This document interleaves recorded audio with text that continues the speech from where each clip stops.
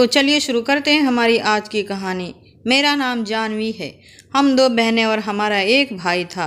काफ़ी सालों से मेरा रिश्ता नहीं हो रहा था क्योंकि मेरे गाल पर एक निशान था। जो भी मुझे देखने आता वो मेरे इस निशान की वजह से मेरे रिश्ते से इनकार करके चला जाता था। लेकिन अब मेरे माता पिता ने फैसला किया कि वो मेरी छोटी बहन की शादी कर देंगे क्योंकि मेरी उम्र 28 साल हो चुकी थी और मेरी छोटी बहन ज़्यादा खूबसूरत थी, इसीलिए उसके रिश्ते आते रहते थे। मेरे माता पिता को लगता था कि कहीं ऐसा ना हो कि बड़ी बेटी के रिश्ते के चक्कर में छोटी बेटी की शादी की उम्र ही निकल जाए। मैंने भी अपने माता पिता की यही कहा था कि मेरे बारे में न सोचें, जबकि मेरी किस्मत ने मेरी शादी होगी तो हो जाएगी और जब मेरी छोटी बहन सुहानी के लिए रिश्ता तलाश कर लें और जल्दी से जल्दी उसकी शादी कर दें। मेरे माता पिता ने ऐसा ही किया। मेरी छोटी बहन सुहानी के लिए आज बहुत ही अच्छा और अमीर परिवार से रिश्ता आया था। लड़के वाले भी काफ़ी अमीर लग रहे थे। उनके 4 बेटे थे, जिनमें से सबसे छोटे बेटे के लिए रिश्ता आया था। बाकी के 3 बड़े बेटे पहले से ही शादीशुदा थे और उनके घर में उनकी माँ भी रहती थी, जबकि पिता का देहांत हो चुका था। मेरी बहन सुहानी इस रिश्ते के लिए हाँ तो कर ही दिया था, लेकिन वो बहुत परेशान रहने लगी थी और हमेशा खोई खोई सी रहती थी। मेरी फैमिली में रिश्ते से इनकार करने की कोई गुंजाइश नहीं थी क्योंकि लड़के वाले बहुत अच्छे और उनके परिवार में किसी भी कोई चीज़ की कमी नहीं थी, इसीलिए रिश्ते के लिए इनकार नहीं हो सकता था। अगर वह इनकार करती तब भी मेरे मम्मी पापा मेरी बहन की शादी कहीं और करवा देते क्योंकि पहले से ही मेरे रिश्ते में काफ़ी प्रॉब्लम आ रही थी। मेरे पापा नहीं चाहते थे कि अब छोटी बहन के रिश्तों में भी रुकावट आ जाए, लेकिन अब सुहानी ज़रूरत से ज़्यादा परेशान रहने लगी थी। मैं घर में सबसे बड़ी थी, मुझे अपनी परिवार की सबसे ज़्यादा फिक्र रहती थी। मैंने अपनी बहन से बार बार पूछा, लेकिन उसने मुझे अपने परेशान होने की कोई वजह नहीं बताई। देखते ही देखते शादी का दिन भी करीब आ गया था। शादी वाले दिन जब मैं अपनी बहन के कमरे में गई तो उसे जगाने के लिए, आज उसकी शादी है, आज तो वह कम से कम जल्दी उठ जाए, मगर मैं हैरान रह गई थी क्योंकि बिस्तर पर तो कोई भी मौजूद नहीं था, बल्कि पूरे कमरे में मुझे सुहानी कहीं भी नज़र नहीं आ रही थी। बेड पर चादर के अंदर तकियों को इस तरह रखा गया था जैसे हम समझे कि यहाँ पर सुहानी सो रही है। इसका मतलब वह रात के टाइम ही घर से भाग गई थी। शादी की सारी तैयारियां पूरी तरह से हो चुकी थी और आज मेरी बहन की बारात आने वाली थी। लड़के वाले का फ़ोन आया था कि वह लोग शाम के टाइम तक बारात हमारे घर लेकर पहुंच जाएंगे, लेकिन यहाँ पर तो दुल्हन ही गायब थी। मेरे पापा की सारे मोहल्ले में बहुत इज्जत थी क्योंकि हमारी फैमिली बहुत शरीफ थी। मेरे मम्मी पापा को भगवान ने 2 बेटियां दी थी, लेकिन फिर भी कभी उन्होंने अपनी बेटियों को बेटे से कम नहीं समझा था। जैसा बिहेवियर हमारे छोटे भाई के साथ होता था वैसे ही हम दोनों बहनों के साथ भी किया जाता था। हम दोनों बहनों ने हमेशा अपने पिता की इज्जत रखी थी, लेकिन आज न जाने मेरी बहन को क्या हो गया था और क्या सोचकर वह हमारे घर से भाग गई थी। वो हमारे लिए एक मैसेज छोड़ गई थी जिसमें लिखा हुआ था वह अपनी पसंद के लड़के के साथ जा रही है। मेरे माता पिता बहुत परेशान हो गए थे। उन्होंने मुझसे कहा कि मैं दुल्हन बनकर मंडप में बैठ जाऊं, लेकिन अगर मैं यह कुर्बानी देने के लिए तैयार भी हो जाती तो क्या लड़के वाले इस बात के लिए मान जाते? वो लोग तो मेरी बहन को पसंद करके गए थे। फिलहाल मुझे अपने माता पिता की इज्जत रखनी थी, इसीलिए मैं उनके कहने पर दुल्हन बनकर मंडप में बैठ गई थी। जब तक बारात नहीं आई थी सब कुछ नॉर्मल था। फिर मेरी माँ ने लड़के की माँ को बुलाया।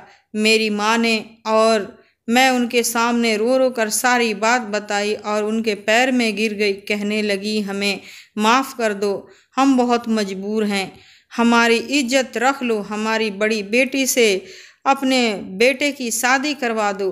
प्लीज मान जाओ, अगर बारात वापस चली गई तो हमारी बहुत बदनामी होगी। मेरी माँ रो रो कर उनका यह बात बता रही थी। मेरी बहन के सास बहुत ही शरीफ औरत थी। वो लोगों की इज्जत का बहुत ख्याल किया करती थी। उन्होंने मेरी माँ के कंधे पर हाथ रखा और कहने लगी, आप फिक्र मत करो, आपको परेशान होने की ज़रूरत नहीं है। इसमें आपकी कोई गलती नहीं है। आपके साथ जो हुआ आपकी बेटी ने किया है, इसमें आपका कोई कसूर नहीं है। हम आपकी बड़ी बेटी को अपने घर की बहू बना लेंगे और मैं अपने बेटे को अच्छी तरह समझा दूंगी। उन्होंने उसी टाइम अपने बेटे को मंडप से उठाकर साइड में ले जाकर सारी बात समझा दी। फिलहाल जैसे तैसे मेरी शादी हो गई थी और मेरे माँ बाप की इज्जत बच गई थी और जल्दी जल्दी मेरी विदाई भी कर दी गई ताकि ज़्यादा देर ना लगे और लोगों को बातें करने का मौका भी न मिले। मेरे माता पिता ने उनका बहुत सम्मान किया कि उन लोगों ने हमारी इज्जत रख ली थी। मेरे पापा ने कहा कि हमारी बेटी आपका हमेशा ख्याल रखेगी। मैंने भी वादा किया था कि जिस औरत ने मेरे परिवार की इज्जत बचाई है, मैं हमेशा उसके साथ अच्छा बिहेव करूंगी। हालात जैसे भी हो, अपनी ससुराल में अच्छे से रहूंगी। मैं विदा होकर अपने ससुराल चली गई थी। मैं अपनी सास के सबसे छोटे बेटे की पत्नी बन गई थी और मेरी सास अपने छोटे बेटे से बहुत प्यार किया करती थी। उन्होंने कहा कि तुम्हें परेशान होने की कोई ज़रूरत नहीं है। मेरी तीनों बड़ी बहुएं बहुत अजीब हैं। मैं उनको पसंद करके लाई थी, उनकी खूबसूरती देखकर, लेकिन मुझे नहीं पता था कि हमेशा खूबसूरती ही काम नहीं आती। शादी होने के बाद उन्होंने अपना रंग दिखाना शुरू कर दिया था। तुम अपनी जेठानियों की बातें एक कान से सुनकर दूसरे कान निकाल देना। यह तुम्हारा अपना घर है और तुम इस घर को हमेशा अपना समझना। मैं भी बहुत परेशान थी और माता पिता के लिए भी और अपनी बहन के लिए भी। न जाने मेरी बहन किस हाल में होगी और उसने अपने इतने ज़्यादा प्यार करने वाले माता पिता की इज्जत की किस तरह से मिट्टी में मिला दिया था। लेकिन अब मेरी ज़िंदगी शुरू हो गई थी। मैं इस शादी के लिए बिल्कुल भी तैयार नहीं थी। मुझे क्या पता था कि आज मेरी बहन की जगह मेरी शादी हो जाएगी। मुझे लगा कि मेरी बहन खुद से ही भाग गई है और मुझे आग में झोंक दी गई, लेकिन ऐसा नहीं हुआ। वो तो बदकिस्मत थी जो इतने अच्छे ससुराल को लात मार कर चली गई थी, चाहे वह किसी बड़े बंगले में भी गई हो। लेकिन यह बात उस लड़की के परिवार वाले कभी नहीं भूलेंगे कि वह किस घर में से भाग गई है। कल को अगर भगवान ने उसे बेटी दे दी तो उसको यही सब कहेंगे कि तुम्हारी माँ अपने घर से भाग कर आई थी और उसने तुम्हारे पिता से लव मैरिज की थी। लेकिन घर से भाग जाने वाली लड़कियाँ इस बारे में सोचती ही नहीं हैं। इतनी सी बात इंसान को क्यों नहीं समझ आता कि माता पिता हमारे लिए जो भी फैसला करते हैं वो फैसला बहुत बेहतर होता है। मेरी सास बहुत अच्छी औरत थी। कहते हैं कि जिसके दिल में भगवान बसते हैं वो इंसान बुरा नहीं हो सकता। बुरा इंसान हमेशा वही होता है जो भगवान को भूल कर बैठ जाता है। मेरी सास सारा दिन भगवान के आगे हाथ जोड़कर प्रार्थना करती रहती थी और हमेशा पूजा पाठ में लगी रहती थी। मंदिर भी जाया करती थी। घर के मालालात में ज़्यादा नहीं बोलती थी क्योंकि वह अपनी ही दुनिया में बिजी रहती थी। पता नहीं, उनको देखकर मेरे दिल में एक सुकून सा आ जाता था। लेकिन इस घर में रहते हुए मैंने ये बात नोट की थी कि इनकी इस घर में कोई इज्जत नहीं थी। वो अपने घर की बड़ी थी, लेकिन उनको कोई भी बड़ों वाली इज्जत नहीं देता था। घर का कोई भी काम उनसे पूछकर नहीं किया जाता था। यहाँ तक कि उनके बेटे उनके साथ बहुत बदतमीजी करते रहते थे। मेरी सास ब्लड प्रेशर की मरीज थी। कोई भी बेटा उनके खाने पीने का कोई ख्याल नहीं रखता था और ना ही उनको डॉक्टर के पास लेकर जाता था। लेकिन आज मैंने घर में पूरियां बनाई थी। मैंने अपनी सास को कहा कि आपके लिए तला हुआ खाना अच्छा नहीं है, मैं आपके लिए कुछ और बना देती हूँ। उन्होंने कहा कि नहीं, मुझे आदत नहीं है, जो बना है वही खा लूँगी। पूरियां खाने से मेरी बीपी कंट्रोल थोड़ी सी हो जाएगा, लेकिन सब पता है, लेकिन मैं किसी पर बोझ नहीं बनना चाहती। मैंने कहा कि मैं अलग से आपके लिए खाने का कुछ बना देती हूँ, आप फिक्र मत करो, दूसरा खाना बनाने में ज़्यादा देर नहीं लगेगी। और मैंने अपनी सास के लिए खाना बना दिया तो मुझे थोड़ी देर हो गई थी। मेरा पति भी घर आ चुका था। वह कमरे में चला गया, लेकिन मैं पीछे नहीं गई, जबकि उसने मुझसे कहा कि मैं घर में ही आ जाऊं, तुम भी कमरे में आ जाया करो। मैंने कहा, मैं आपकी माँ के लिए खाना बना रही थी, आपको इतना गुस्सा करने की कोई ज़रूरत नहीं है। मेरे पति ने उल्टा मुझ पर ही गुस्सा करना शुरू कर दिया। कहने लगा कि पिछले 1 घंटे से मैं घर में आया हुआ हूँ, मुझे तुमने पानी के लिए भी नहीं पूछा, तुम्हें कम से कम मेरा ख्याल तो रखना चाहिए, चलो मेरे लिए जाकर खाना ले आओ। मैंने कहा, मैं तो आपकी माँ की सेवा कर रही थी, कुछ गलत नहीं कर रही थी, आपको तो इस बात से खुश होना चाहिए था। मेरे पति ने कहा कि कोई ज़रूरत नहीं है माँ की सेवा करने की, घर में 3 भाभियाँ हैं, उनमें से कोई एक माँ की सेवा नहीं करती। अगर ये जिम्मेदारी तुम अपने सर पे लोगी तो फिर तुम्हें हमेशा से यही सब कुछ करना पड़ेगा। तुम मेरे हिस्से के टाइम मेरे माँ को दोगी तो मैं खुश नहीं रह पाऊँगा। मैं हैरान थी अपने पति की बातें सुनकर। आखिरकार मेरी बड़ी सास की भी किसी की सेवा करनी चाहिए। मेरे पति ने कहा कि तुम मेरी माँ को छोड़ो, वह अपना ख्याल खुद रख सकती है, उनके पास बहुत पैसा है। मुझे इस बात पर अजीब लगा, लेकिन फिर भी मैं अपनी सास की सेवा करती थी, क्योंकि मैं यह बात नहीं भूल सकती थी कि एक दिन उन्होंने हम पर एक बहुत बड़ा एहसान किया था। उस टाइम वह इनकार कर देती और सब लोगों के सामने हंगामा मचा देती तो हमारी इज्जत सबके सामने बर्बाद हो जाता।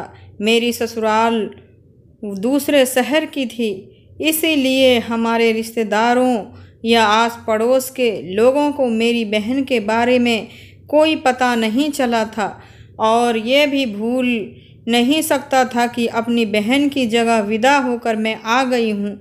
वही यह समझ रहे थे कि मेरी बहन विदा हो गई है और मैं अपनी जॉब के सिलसिले में दूसरे शहर चली गई हूँ।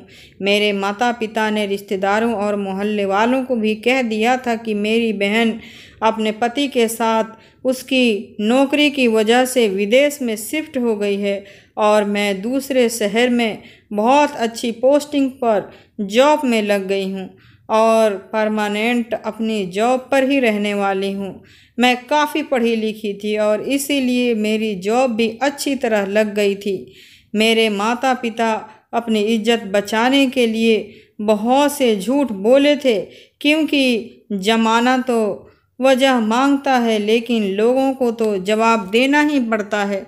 गर्मियों का मौसम आ रहा था और मेरी सास ने सबके कमरे में एसी लगवा दिए थे और सबको शॉपिंग करने के लिए भी पैसे दिए थे।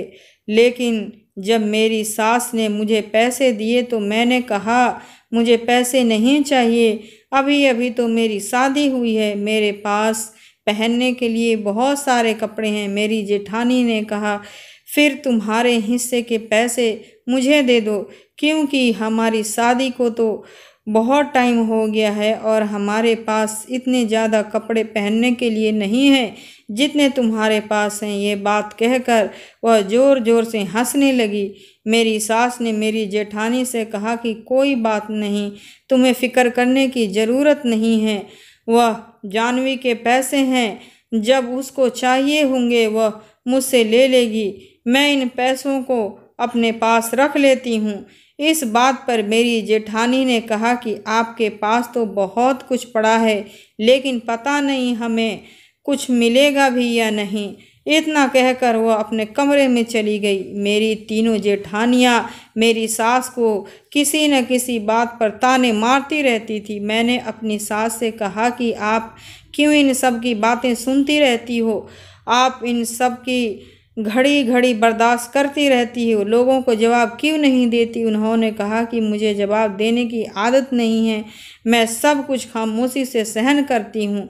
इन सब की किस्मती समझो, ये मेरी बदकिस्मती है कि तुम्हारे ससुर उनकी शादियों से पहले ही इस दुनिया से चला गया, नहीं तो आज इन लोगों की मेरे सामने बोलने की हिम्मत नहीं होती और तुम्हारे ससुर इन लोगों को अच्छी तरह से ठीक कर देते। वो बहुत ही ज़्यादा कड़क इंसान थे, बस वह इस दुनिया से जल्दी चले गए। सारी ज़िंदगी उन्होंने पैसे कमाए, जब घर बैठने का वक्त आया तो सुख नहीं उठा सके, तभी तो यह बच्चे इस कदर बिगड़े हुए हैं, अब मेरी बात भी नहीं सुनते, इसीलिए मैं इनके मैटर में कभी नहीं बोलती हूँ। लेकिन एक बात यह है कि मेरी तीनों जेठानियों के पास अभी तक कोई औलाद नहीं थी। उनकी शादी मेरी शादी से काफ़ी सालों पहले हो चुकी थी। मैं अपने पति से छुपाकर अपनी सास की सेवा करती थी और उनके कमरे में उनसे बातें करने के लिए आया करती थी, कहीं मेरे पति को पता न चल जाए। लेकिन एक दिन वह अचानक घर पर आ गए, तब मैं अपनी सास के कमरे में मौजूद थी और उनके पैर दबा रही थी। मेरी सास ने मुझे कहा कि तुम फौरन अपने कमरे में चली जाओ, वरना तुम्हारा पति आते ही तुम्हें बुरी तरह से डांटेगा। मैं सोच रही थी कि डांट तो मुझे ज़रूर पड़ेगी। जैसे ही मैं अपने कमरे में गई तो मेरे पति ने कहा कि जितनी चालाक तुम हो उतनी चालाक तुम लगती नहीं हो, लेकिन तुम बहुत ज़्यादा चालाक हो। मैंने कहा तुम्हारा क्या मतलब है? तो मेरे पति ने कहा कि तुम मेरी माँ की सेवा इसीलिए कर रही हो क्योंकि तुम्हें भी पता चल गया है कि सारी संपत्ति मेरी माँ के ही नाम है और वह जल्दी ही अपनी वसीयत लिखने जा रही है। इस बात पर मैंने अपने पति से कहा कि ऐसी कोई बात नहीं है, आपको गलतफहमी हो रही है। मैं उनकी सेवा सिर्फ इसीलिए करती हूँ क्योंकि उन्होंने हम पर बहुत बड़ा एहसान किया है। मेरे पति ने कहा कि इसमें तुम्हारा कोई कसूर नहीं है। इस बात पर मैंने राहत की सांस ली। चलो, मेरे पति ने कोई तो अच्छा बात कही थी कि इसमें मेरा कोई कसूर नहीं है। मेरा पति इस बात को मानता है, मुझे हर बात के लिए ही कसूरवार ठहराया जाएगा। मेरी बहन की न तो कोई कॉल आई थी और ना ही उसके बारे में हमें कोई खबर मिली थी और उसने हमसे बात करने की कोशिश भी नहीं की थी। यही सब सोच सोच कर मुझे रोना आ रहा था। वो ऐसी कहाँ चली गई थी कि दोबारा वापस नहीं आई। एक दिन मेरे जेठ के कमरे से लड़ाई की आवाज़ आ रही थी, यहाँ तक कि मेरे पति की आंख भी खुल गई। उन्होंने कहा कि यह सब तो यहाँ पर रोज का काम है। अगले दिन चारों भाई बहन बैठे थे और मुझे सब लोगों के लिए जूस बनाने के लिए कहा गया था। मैं सब लोगों के लिए जूस लेकर गई थी। मैंने सुनकर वह सब वसीयत के बारे में बात कर रहे थे। रात के टाइम पर वह लोग मेरी सास के कमरे में चले गए थे और उनसे किसी बात पर पूरी तरह से बहस कर रहे थे। ऐसा लग रहा था जैसे वह लोग अपनी माँ को मार देंगे। मेरी सास ने कहा कि मैं मर तो नहीं जा रही हूँ, तुम लोगों की वसीयत लिखवाने की इतनी जल्दी आ रही है, तुम लोगों को शर्म नहीं आती? इस तरह की बात करते हुए सब कुछ तुम लोगों का ही तो है। मेरे तीनों जेठ और उनकी पत्नियां मेरी सास को यही कहना चाह रहे थे कि अपने जीते जी आप हमारा हिस्सा लिख कर दे दें, नहीं तो बाद में बहुत परेशानियां होंगी। फिर अभी तो आपके साइन करने से सब कुछ ठीक हो जाएगा, बाद में सब भाई आपस में बुरी तरह से लड़ेंगे और बहुत सारी परेशानियां खड़ी हो जाएगी।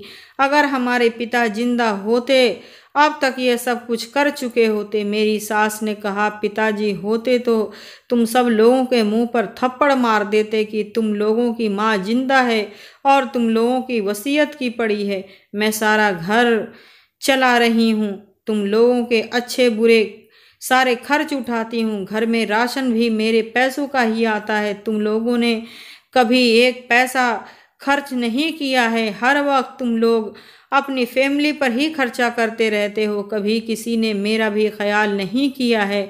और मैं हूँ कि हमेशा तुम लोगों का ही ख्याल रखती हूँ, फिर भी तुम लोग आज मेरे सामने खड़े होकर मुझसे इस तरह बातें कर रहे हो। पहले तो 30-40 हजार घर में खर्च चलता था, अब तो लगभग 1 लाख का ज़्यादा खर्चा करने पर भी घर का खर्चा नहीं चलता।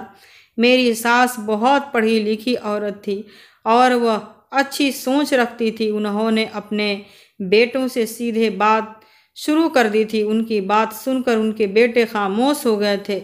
मैं इस मैटर में बोलने लगी तो मेरे पति ने कहा कि तुम्हें ज़्यादा बोलने की ज़रूरत नहीं है। मेरे पति कहने लगे, भाभीयों को देखो, हर बात में अपने पति का साथ देती हैं और तुम मेरी माँ की नौकरानी बनकर रह गई हो। ऐसा लगता है जैसे शायद तुम्हारी बहन तुमसे ज़्यादा समझदार होगी। तुमसे शादी करने से अच्छा था कि मैं तुम्हारी बहन से ही शादी कर लेता। हम दोनों पति पत्नी इस बात को लेकर खूब बहस कर रहे थे और बस यह छोटी सी लड़ाई बहुत ज़्यादा बड़ी बन गई थी। उन लोगों ने ज़बरदस्ती अपनी माँ को इंसल्ट करना शुरू कर दिया था ताकि वह तंग आकर खुद ही अपने जायदाद अपने बेटों के नाम कर दे। घर में हर रोज़ लड़ाई झगड़ा होने लगे थे। मेरी सास ने कहा कि जब तक मैं जिंदा हूँ तब तक ऐसा नहीं होगा। मैं अपने जीते जी तुम लोगों के नाम पर कुछ भी नहीं करूँगी। घर में बड़ी परेशानी वाली माहौल हो गया था। मैं भी परेशान रहने लगी थी और मेरी सास भी परेशान थी। मेरी सास ने कहा कि मेरा दिल कर रहा है कि मैं अपने बेटों को कुछ न दूं क्योंकि यह लोग किसी के भी काबिल नहीं थे। मेरी सास ने अपने बेटों से कहा कि मेरे पति ने यह सब कुछ बनाया है, तुम लोगों ने नहीं बनाया है। तुम लोगों को घर मिल रहा है, खाना मिल रहा है, यही तुम लोगों के लिए काफ़ी है। इसी में तुम लोगों को खुश हो जाना चाहिए। मेरी सास ने अपने बेटों से यहाँ तक कह दिया कि दिल तो करता है कि मैं अपनी सारी जायदाद गरीबों को दान कर दूं और सुकून से मर जाऊं। मेरी सास बहुत ज़्यादा परेशान रहती थी कि इंसान अपनी औलाद के लिए कितनी परेशानियां झेलता है और बच्चों को कितनी तकलीफ़ से पैदा करता है, इसके बाद भी तकलीफ़ उठाना पड़ता है। जब तक जिंदा रहता है बच्चों के बारे में सोचता रहता है। मेरी सास ने कहा, मैं 4 बेटों की माँ हूँ, लेकिन आज मुझे इस बात पर बहुत शर्मिंदगी महसूस हो रही है कि मेरा भी एक भी बेटा ऐसा नहीं है जिसने कभी मेरा ख्याल किया हो। उधर मेरी सास के बेटों ने प्लान बना लिया था कि प्रॉपर्टी के पेपर बनवा लेते हैं और इस पर माँ के साइन के बजाय उनका अंगूठा लगवा लेते हैं और वह लोग धोखाधड़ी से यह काम करना चाहते थे। उन्होंने सोचा कि उनकी माँ को पता भी नहीं चलेगा, ज़बरदस्ती अंगूठा ले लेंगे। लेकिन यह बात मेरी सास ने सुन ली थी और अपने बेटों की बहुत सारी बातें भी सुन ली थी, यहाँ तक कि वह रो रो कर बेहोश हो गई थी। उन्हें अपने बेटों से इतनी भी ज़्यादा बुरी उम्मीद नहीं थी। उनके बेटे हद से ज़्यादा गिरे हुए थे। उन्होंने कहा कि मुझे नहीं पता मेरे बेटे इस हद तक गिर गए हैं कि अब उन्होंने हद ही पार कर दी है। उनकी पत्नियां रात दिन अपने पतियों के दिमाग खराब करती रहती हैं और मेरा पति भी अपनी भाभीयों की ही बात सुनता था। मेरी सास ने कभी किसी बहू के साथ कोई बदतमीजी या बुरा सलूक नहीं किया था, कभी उनसे बदतमीजी से कोई बात तक नहीं की थी, फिर भी वह सब उनकी दुश्मन बनाई थी। यह सोचकर मुझे बहुत बुरा लगता था। एक रात हमारे घर में बहुत ज़्यादा झगड़ा हो गया था। सब लोगों ने अपनी हद पार कर दी थी।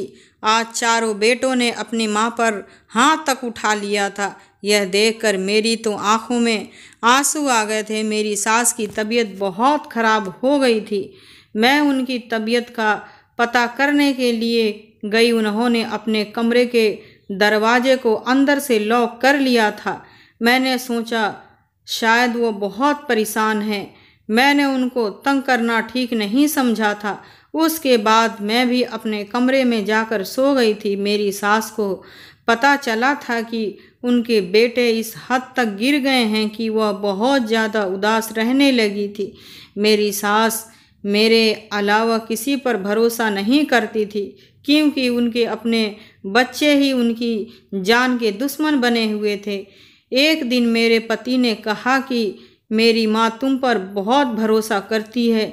हमारे हाथ से तो कभी वह एक गिलास पानी लेकर नहीं पीती। तुम उनको चाय में मिलाकर बेहोशी की दवाई दे दो ताकि हम उनका अंगूठा लगवा लें। मैंने कहा मैं ऐसा बिल्कुल भी नहीं करूँगी। मेरी सास मेरी माँ समान है और मैं अपनी सास के साथ गलत नहीं कर सकती। मेरे पति ने कहा कि इसमें तुम्हारा ही फायदा है।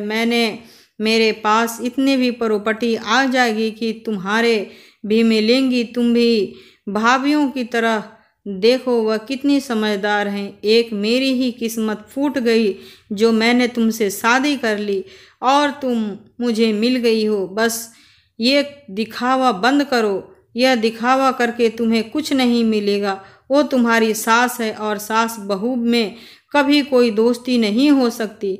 मेरे पति ने मुझे पहले बहुत प्यार से समझाया। मैंने साफ इनकार कर दिया था। फिर उसने मुझे काफ़ी सारी बातें सुनाना शुरू कर दी और मुझे खूब झगड़ा करने लगा। मैं तुम्हें तलाक दे दूंगा। मैंने कहा मुझे जैसे इंसान के साथ रहना भी नहीं चाहती। इससे अच्छा है कि तुम मुझे तलाक दे दो। जो इंसान अपनी माँ के साथ धोखा करने को तैयार है, कल को अपनी पत्नी को भी बेच देगा। इस बात पर मेरे पति ने मेरे मुंह पर जोरदार थप्पड़ मार दिया। मेरी सास ने मेरे चेहरे पर थप्पड़ का निशान देख लिया। उन्होंने मुझसे पूछा तुम्हारे चेहरे पर ये क्या हुआ है? मैंने कहा मैं सीढ़ियों से गिर गई थी, इसीलिए चोट लग गई है। मेरी सास कहने लगी बेटी मैं बूढ़ी हो चुकी हूँ। मुझे पता है तुम गिरी नहीं हो, बल्कि तुम्हारे पति ने तुम पर हाथ उठाया है। मैं सच कह रही हूँ ना, तुम मुझसे छुपा रही हो। अब साफ साफ बता दो क्या बात है। मैंने उनको सच बात तो नहीं बताई थी, क्योंकि मैं उनको और ज़्यादा परेशान नहीं देखना चाहती थी, लेकिन शायद वो सारी बात समझ गई थी। मुझे देखते ही उनकी आंखें भर आई थी और वह रोने लगी थी। इसी तरह से दिन गुजरते चले जा रहे थे। एक दिन न जाने क्या हुआ, मुझे रात को टाइम से पहले ही नींद आ गई थी, लेकिन लगभग रात के 2 बजे अचानक मेरी सास के चिल्लाने की आवाज़ आई। आने पर मेरी आँख खुल गई। मैं उनके कमरे की तरफ भागी। जैसे ही मैं अपने सास के कमरे में गई, मैंने देखा मेरी सास के चारों बेटे, उनकी पत्नियां वहीं खड़ी हुई थी। मैं हैरान थी कि न जाने क्या हो रहा है। सामने का नज़ारा देखा तो मैं समझ गई थी और ये देखकर मेरे सर पर आसमान टूट पड़ा था। मुझे रह रह कर रोना आ रहा था। मैं बुरी तरह से रो रही थी, क्योंकि वह सब लोग अपने प्लान में कामयाब हो गए थे। उन्होंने अपनी माँ से प्रॉपर्टी के पेपर पर साइन करवा लिए थे और अपनी माँ के हाथ तोड़कर घर से धक्के मारकर बाहर निकाल दिया था। सुबह के 6 बज गए थे। मेरी सास घर में नहीं थी। घर के आंगन में उनका घसीटने के निशान फर्श पर साफ दिखाई दे रहे थे। चारों भाइयों ने अपनी माँ के साथ बहुत बुरा किया था और वह बहुत खुश नज़र आ रहे थे। उनके हाथ में प्रॉपर्टी का कागज आ गए थे। जब मैंने उन लोगों से कहा कि अपनी माँ के साथ बहुत बुरा किया है, भगवान कभी आप लोगों को माफ़ नहीं करेगा, यह सुनकर मेरे बड़े जेठ ने मेरे पति को कहा कि अब तुम्हारे पास बहुत दौलत आ गई है, इसीलिए इस जैसी तुम्हें कई लड़कियां मिल जाएंगी।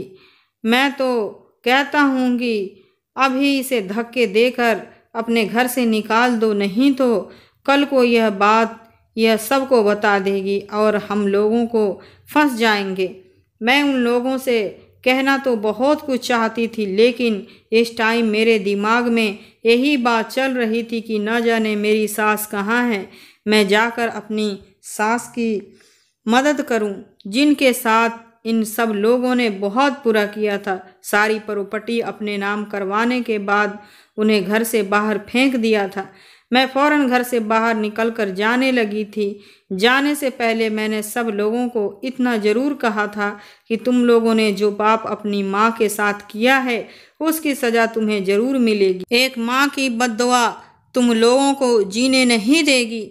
उन्होंने मुझसे कहा कि तुम अपनी आंखें खोल कर देखो, हमारे हाथ में प्रॉपर्टी के पेपर्स आ गए हैं। हमें सज़ा नहीं मिल सकती, बल्कि हमारे तो अच्छे दिन आने वाले हैं। मेरे पति ने कहा कि आज के बाद यहाँ आने की तुम्हें ज़रूरत नहीं है। मैं तलाक के पेपर तुम्हारे घर भिजवा दूंगा और तुम्हारे परिवार वालों को बदनाम कर दूंगा। यह बात सुनकर मेरी आंखों में आंसू आ गए थे।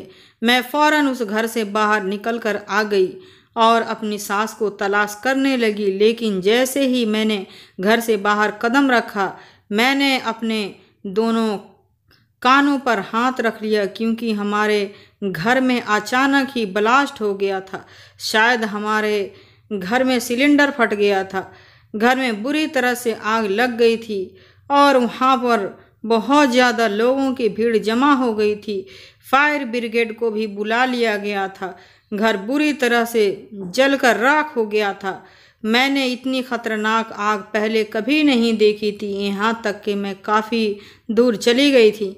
थोड़ी देर बाद इतना ज़ोरदार धमाका हमारे घर पर हुआ था कि मैंने अपने कानों को बंद कर लिया था। इस हादसे की वजह से बहुत सारे घरों में भी असर हुआ था, लेकिन मेरी ससुराल का घर पूरी तरह बर्बाद हो गया था।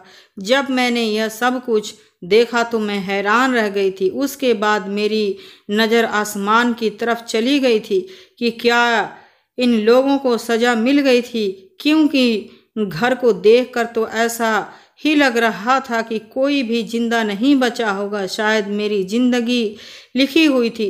तभी तो मैं फौरन ही उस घर से बाहर निकल गई थी। मैंने अपनी सास को तलाश कर लिया था और उनको अस्पताल में एडमिट करवा दिया था, उनका इलाज चलवाया।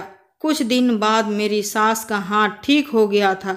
पता चल गया कि उनके तीनों बड़े बेटे इस दुनिया से जा चुके थे और तीनों बहुएं भी बुरी तरह से जल गई थी और वह भी इस दुनिया में नहीं रही थी। लेकिन उनका सबसे छोटा बेटा जो मेरा पति था, उसकी हालात अभी सीरियस थी और वह अस्पताल में एडमिट था। वो जिंदा तो था मगर कुछ बोल नहीं पा रहा था। ये खबर मैंने अपनी सास को बताई तो वो खामोश हो गई थी। ऐसा लगता था कि ये कोमा में चली गई थी या उनको समझ में नहीं आ रहा था कि मैं क्या करूं। लेकिन कुछ दिनों बाद खबर आई थी कि इलाज के दौरान मेरा पति भी इस दुनिया से चला गया था। अब हम सास बहू अकेले ही बचे हुए थे। काफ़ी दिनों इलाज के बाद मेरी सास बिल्कुल ठीक हो गई थी। मेरे पति की हालात बहुत ज़्यादा सीरियस थी, इसी वजह से डॉक्टर उन्हें बचा नहीं पाए थे। मैं अपनी सास के पास उनके दूसरे घर में रहती हूँ, जो पहले उन्होंने किराए पर दिया हुआ था। मैं अपनी सास को अकेला नहीं छोड़ सकती थी। मैं अब जॉब करती हूँ और अपना और अपने सास का बहुत ख्याल रखती हूँ। मेरी सास मुझे अपनी बेटियों की तरह ख्याल रखती हैं।